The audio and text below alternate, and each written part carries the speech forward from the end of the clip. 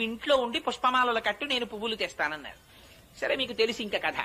ఆయన పువ్వులు తెచ్చేవారు, ఈవిడ పువ్వులు కడుతుండేది. కట్టిన తరువాత తండ్రి గారు చూడకుండా ఆ పుష్పమాల తన మెడలో వేసుకుని, జడలో పెట్టుకుని, ఒకసారి నూతులో చూసుకుని, ఓసారి అద్దంలో చూసుకుని ఆ పుష్పమాల తీసి బుట్టలో పెట్టేది.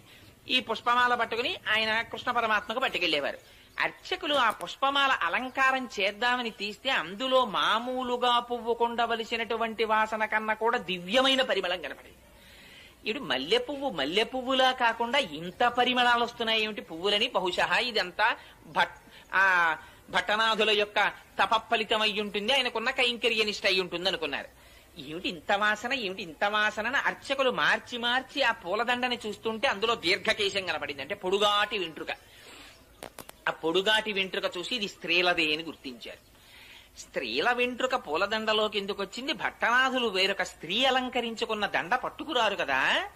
కానీ అడగడానికి ఆయన సామాన్యులు కారు, బాగుండదని దండను అలంకారం చేసేశారు, ఆ వెంట్రుకని తీసేసి. అసలు అన్నింటిలోకి చాలా హీనమైనది ఏమిటంటే పూజా మందిరంలోకి కానీ పూజ చేసే పదార్థాల్లో కానీ వెంట్రుక రాకూడదు. అయ్యి బాబోయ్,